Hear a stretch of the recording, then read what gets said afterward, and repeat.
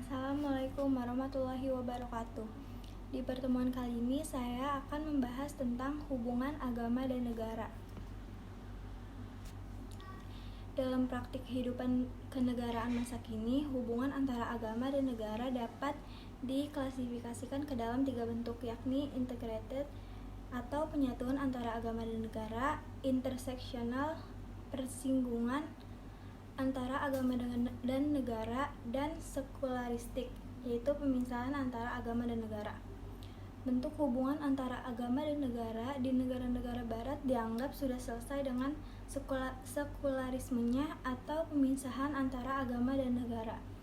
Paham ini menurut The Encyclopedia of Religion adalah sebuah ideologi di mana para pendukungnya dengan sadar mengecam segala bentuk supernaturalisme dan lembaga yang dikhususkan untuk itu, dengan mendukung prinsip-prinsip non-agama atau anti-agama sebagai dasar bagi moralitas pribadi dan organisasi sosial. Pemisahan agama dan negara tersebut memerlukan proses yang disebut sekularisasi, yang pengertiannya cukup bervariasi, termasuk pengertian yang sudah ditinjau kembali. Menurut Peter L. Berger, berarti sebuah proses di mana sektor-sektor kehidupan dalam masyarakat dan budaya dilepaskan dan dominasi lembaga-lembaga dan simbol-simbol keagamaan. Proses sekularisasi yang berimplikasi dan marginalisasi agama ini biasanya berbeda antara satu negara dengan negara lainnya, yang terutama dipengaruhi oleh latar belakang budaya dan sejarah masing-masing masyarakatnya. Negara-negara yang mendasarkan diri pada sekularisme memang telah melakukan pemisahan, di mana meski bentuk pemisahan itu bervariasi. Penetapan sekularisme secara ketat terdapat di Perancis dan Amerika Serikat. Sementara di negara-negara Eropa selain Perancis, penerapannya tidak terlalu ketat, sehingga keterlibatan negara dan urusan agama dalam hal-hal tertentu masih sangat jelas, seperti hari libur agama yang dijadikan sebagai libur nasional, pendidikan agama di sekolahnya, pendanaan negara untuk agama, keberadaan partai agama, pajak gereja, dan sebagainya. Bahkan, sebagaimana dikatakan Alfred Stepan, kini masih ada sejumlah negara Eropa yang tetap mengakui secara resmi lembaga gereja dalam kehidupan bernegara, seperti Inggris, Yunani, dan negara-negara Skandinavia.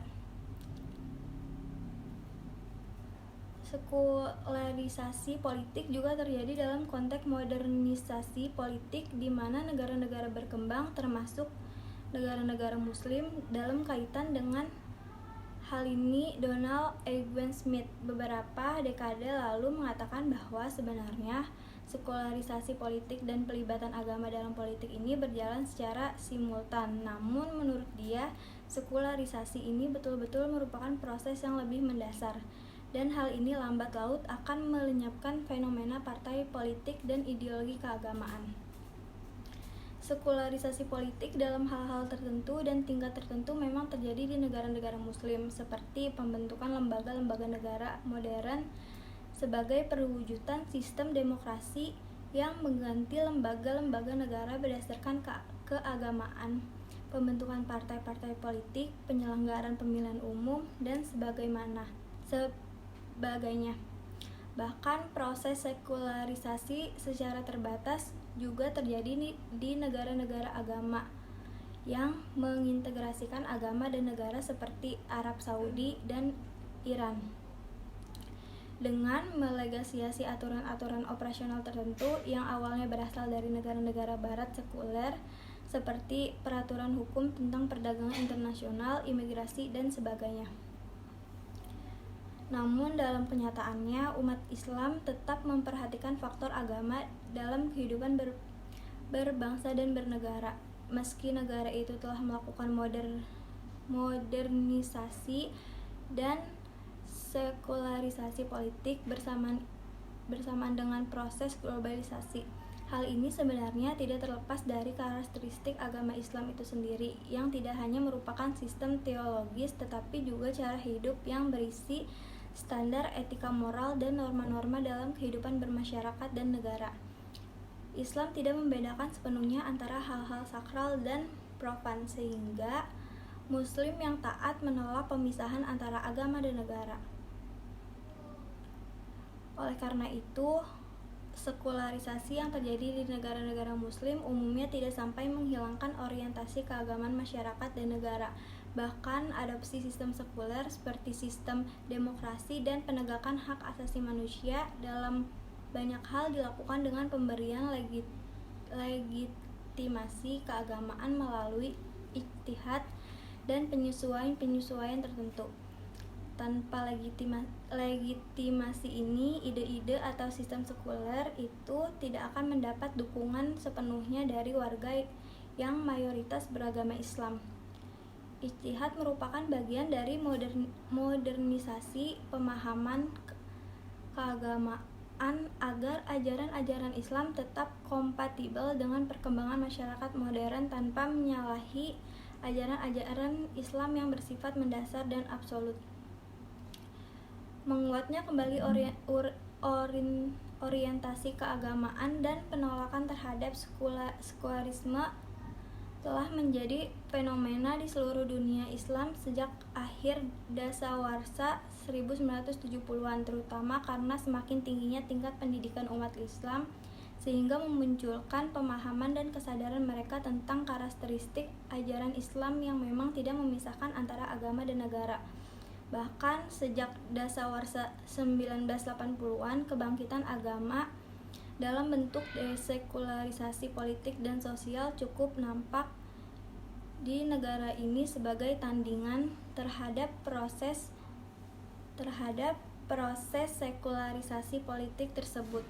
Kecenderungan desekularisasi ini ternyata tidak terjadi hanya dunia Islam, tetapi juga banyak negara di dunia termasuk Amerika Serikat, karena manusia tetap membutuhkan nilai-nilai spiritual meski mereka hidup dalam masyarakat modern yang menjunjung rasional. Karena kenyataan itulah sosiolog terkemuka Peter L. Berger pada akhir dasawarsa 1990 menolak teori celeration dan sebaliknya mengemukakan teori deceleration of the world. Hal ini terjadi dalam kenyataannya proses sekularisasi itu menimbulkan reaksi dalam bentuk gerakan-gerakan tandingan sekularisasi yang kuat. Jadi teori ini merupakan revisi terhadap teorinya sendiri tentang sekularisasi yang dikemukakan pada akhir dasawarsa 1960. Hanya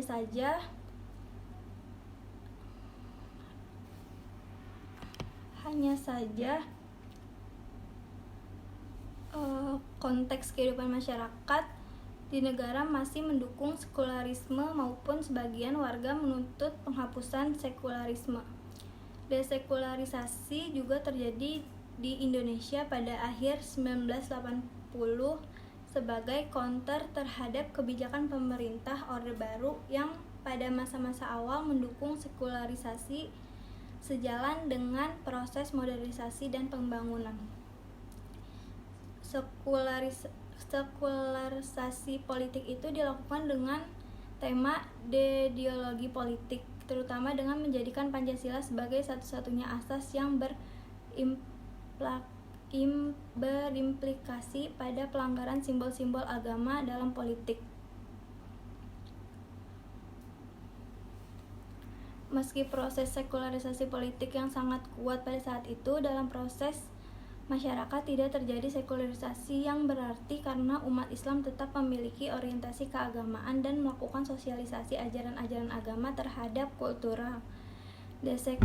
Desekularisasi itu antara lain ditandai dengan revisi kebijakan pemerintah mengakomodasi sebagian aspirasi umat Islam seperti UU Peradilan Agama Nomor 7 Tahun 1989.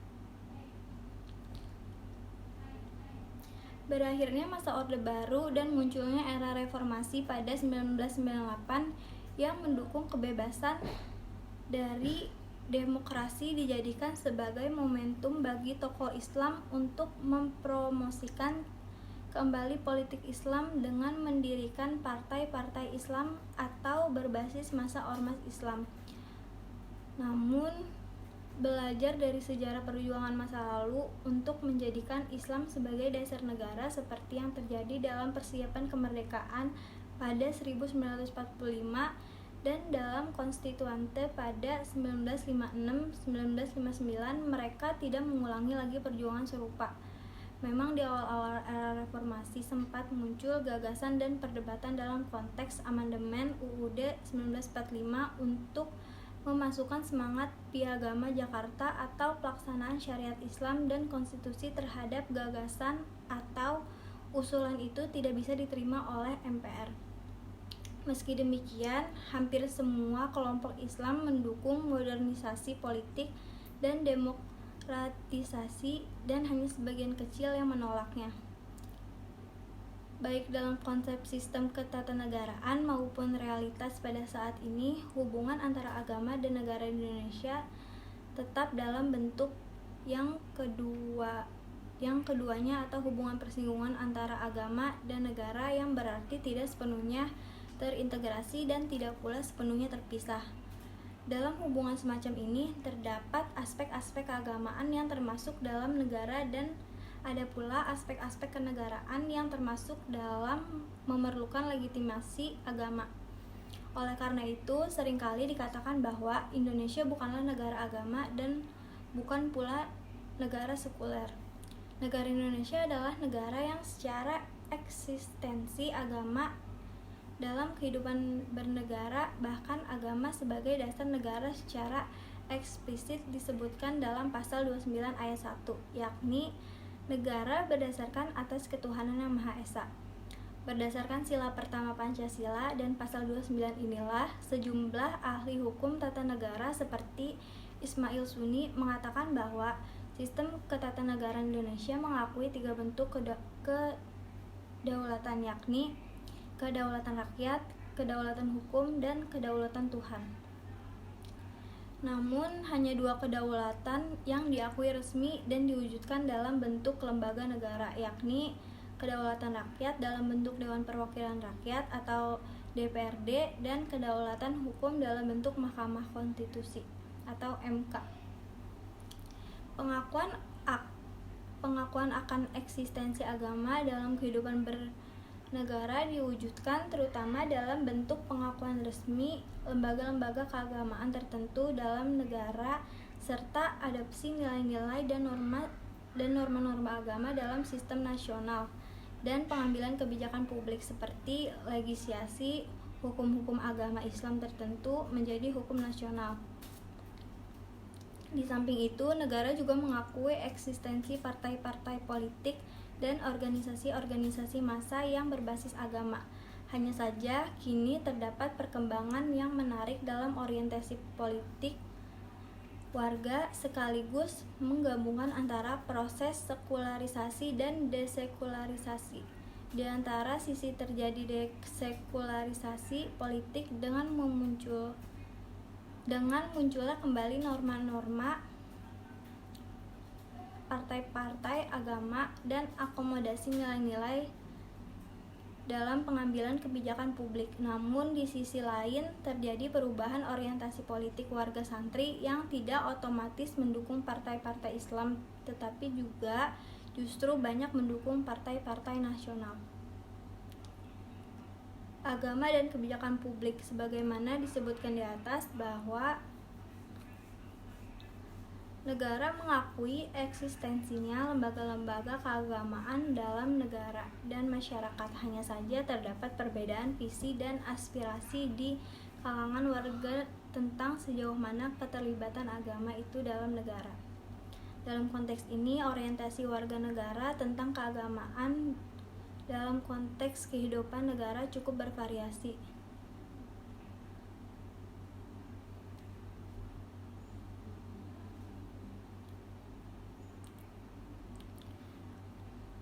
Pertama,